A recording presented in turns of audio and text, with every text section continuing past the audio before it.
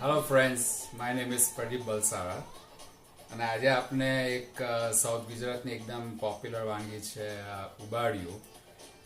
તે આપણે અહીંયા બનાવશું. ઉબાડિયું જે લોકો સાઉથ ગુજરાતની તરફથી આવ્યા છે between I would say Valsad અને સુરતની વચ્ચે, તમને ખબર હશે કે આપણે હોળીની ઉપર આ ખાસ વાનગી બનાવવામાં આવે છે. પણ આજકાલ આપણે જ્યારે ઇન્ડિયા ફરવા જઈએ છીએ ત્યારે હાઈવેની ઉપર આ બધા સ્ટોલો ઘણા હોય છે અને આપણે ત્યાંથી લઈને આપણે એની મજા માણીએ છીએ. તો તમને ખબર છે કે તે ટાઈમ પર આપણે નવસારીમાં જ્યાં જઈએ છીએ ત્યાં આપણે પેલો માટલાની અંદર ઉપર પેલું માટી લગાડીને અંદર જમીનની અંદર એને ગરમ કરીને કરવામાં આવે છે.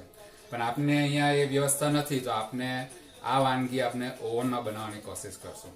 સો ઓવનનો જે ટેમ્પરેચર આપણે 375 ડિગ્રીઝ 1 કલાક માટે આપણે રાખશું. તે પહેલા આપણે આ જે બધી વસ્તુઓ જોઈએ છે તે હું તમને બતાવી દઉં. આપણે તેલ જોઈશે. આ છે અમને કારાવાલની પાપડી મળી છે, તો આપણે કારાવાલની પાપડી લઈશું. શક્કરિયો કંદ છે, રતાળું છે, બટાકા છે. આપણે હળદર જોઈશે 1.5 ટીસ્પૂન જેટલું. આપણે સિસમી સીડ છે અહીંયા. આ છે તે લીલું લસણ છે, ધાણા જીરું છે, થોડીક સેજ આઈ વુડ સે અડધું ટીસ્પૂન મરચાંની ભૂકી અને અજમો અને સોલ્ટ જોઈશે તમારા ટેસ્ટ ખાતર.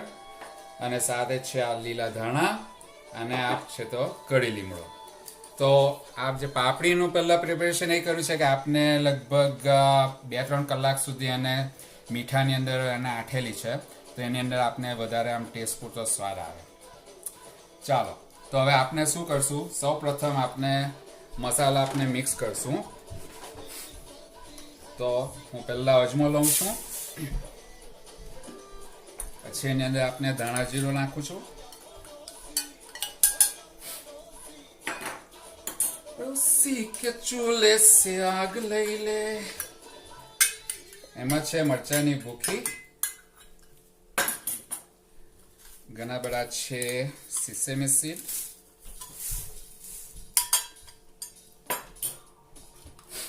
અને અડદ.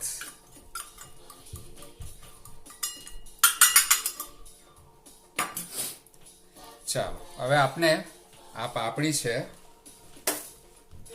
પહેલા હું મિક્સ કરી દઉં.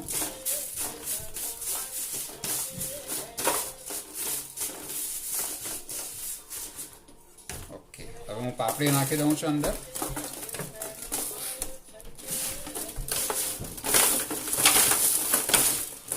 મિક્સ કરીએ છીએ. આપણે ઓઇલ નાખી દઈએ ઉપર, તો એનું કોટિંગ સારી રીતે થઈ જાય.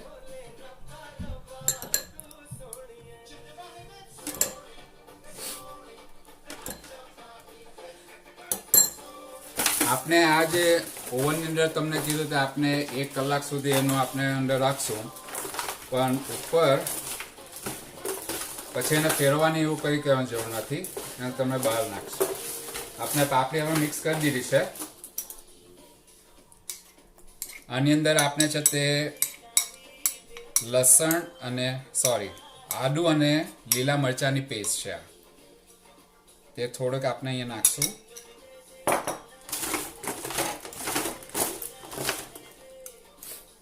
હવે આ જે પણ શક્કરિયો કંદ અને બટાકા એ બધું છે, તે એમાં તમારે આ લીલા મરચાં અને જે આદુની જે પેસ્ટ છે તેના રીતે ભરવામાં આવે છે. અને મેં ઓલરેડી આ બધા એને પ્રિપેરેશન કરી દીધું છે, તો હું આ બધી વસ્તુ એમાં નાખી દઈશ. મેક શ્યોર કે તમારું આ જે ટ્રે હોય તે મોટું હોય, તો તમને મિક્સ કરવામાં તમને વધારે ફાયદો રહેશે. જે લોકો રેગ્યુલર ઉબાડિયું બનાવે છે એમને ખબર છે કે આપણે ત્યાં સાઉથ ગુજરાતમાં એક કલર કરીને એક વસ્તુ આવે છે, તે આપણે મૂકવામાં આવે છે અંદર. તો તેનાથી એક અલગ જ પ્રકારની એક સુવાસ અને ટેસ્ટ અંદરથી નીકળે છે. અને તમે હાઈવેની ઉપર પણ તમે ટ્રાવેલ કરતા હો તો તમને દૂર દૂર સુધી એની સુગંધ તમને મળશે. પણ આપણે અહીંયા અવેલેબલ નથી, તો આપણે છે થોડા કઢી લીમડાના પત્તા અને 2 પત્તા સાઈડ પર મૂકશું, અને આ લીલા ધાણા પર ઉપર નાખીશું. થોડાક લીલા ધાણા તમે નાખી દો, ને બીજા થોડાક લીલા ધાણા એકવાર તમારું કુકિંગ થઈ જાય પૂરું, ત્યાર પછી તમે ઉપરથી નાખીને તમે એને મજા માણી શકો છો. સાથે થોડુંક લીલું લસણ પણ છે ટેસ્ટ પૂરતું. અને સોલ્ટ ઓલરેડી આપણે પેલા પાપડીને નાખ્યો જ હતું, તો હવે તેના ઉપરથી આ સોલ્ટ તમારા ટેસ્ટ પ્રમાણે તમે પાછું ઉપરથી નાખી શકો છો. આ લગભગ 2 ટીસ્પૂન જેટલું છે. આ બધું મિક્સ કરી દઉં છું. સારી રીતે મિક્સ કરવાનું હોય છે, એટલે જરા તેલ પણ તમે નાખશો તો એનું કોટિંગ તમને ઘણું ગમશે અને ટેસ્ટ પણ એનો સારો આવશે. ઓલરેડી તમે જોઈ શકો છો કે સરસ લીલું લાલ એકદમ એપેટાઇઝિંગ અત્યારથી દેખાવાનું ચાલુ થઈ ગયું છે.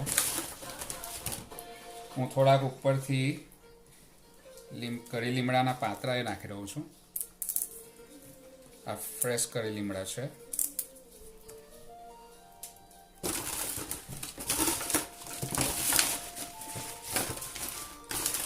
તમે જોઈ શકો છો સારી રીતે બધું કોટિંગ થઈ ગયું છે અને અંદર સ્પેશિયલ આપણે પેલો મસાલો પણ ભર્યો છે, એટલે એનો ફર્સ્ટ ક્લાસ એક તીખાટ અંદરથી નીકળશે. અસલ જ્યારે આપણે ઉંબાડિયું બનાવતા હતા ઘરે ત્યારે ફક્ત અજમો નાખીને જ બનાવવામાં આવતો હતો, પરંતુ હવે મેં જોયું છે કે હાઈવેની ઉપર જે બધા સ્ટોલ્સ હોય છે એકદમ તીખું ટમટમતું ઉંબાડિયું બનાવવામાં આવી રહ્યું છે. તો એ તમારા ટેસ્ટ પ્રમાણે તમે જેટલું તમે તીખું બનાવી શકો છો તેટલું તમારે બનાવવું જોઈએ. I just want make sure કે બધું સારી રીતે મિક્સ થઈ જાય, તો બધો મસાલો સારી રીતે કોટ થઈ જાય.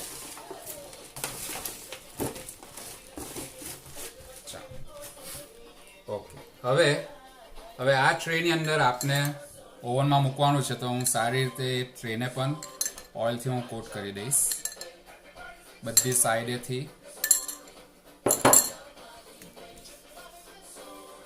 સાઈડ અંદર કોટ કરી દઉં છું.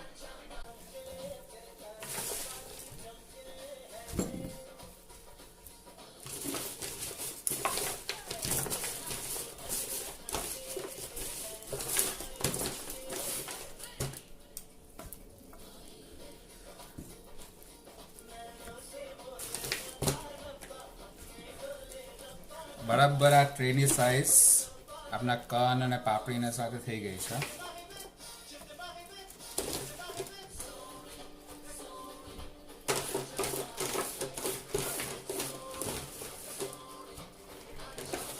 આ બધો આપણે પાપડી, સક્કરિયો કાન, બટાકા બધા મૂકી દીધા છે અંદર. હવે સાઈડની ઉપર થોડાક 2 પત્તા મૂકી દઉં છું અને ઉપરથી કરી લીમડાની પત્તીઓ આમ જ મૂકી દઉં છું.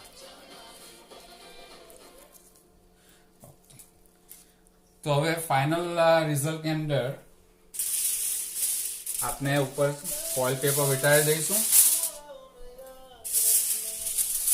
અને એકવાર તમે બરાબર પેક કરીને 350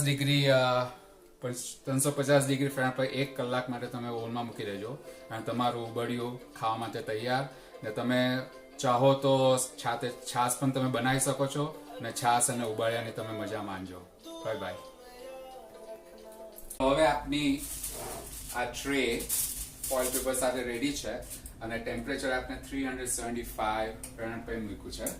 અને મૂકવા પહેલા તમે થોડું અંદર પાણી પણ તમે છંટકાવી શકો છો કે તેના બાફથી પણ અંદરનું કુકિંગ તમે સારી રીતે કરી શકો.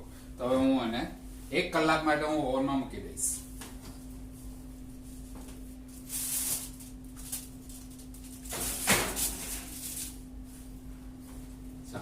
તો પછી 1 કલાક પાછળ ઉંબાડિયું તૈયાર થશે. You enjoy. Bye bye. અને હવે આ લગભગ 1 કલાકને ઉપર 15 થી 20 મિનિટ અંદર થવા દીધું ને હવે તમે જોઈ રહ્યા છો કે હવે ફર્સ્ટ ક્લાસ ઉંબાડિયાનું આખું ટ્રે રેડી છે અને હવે ખાવાની તૈયારી ચાલી રહી છે. Okay, bye bye.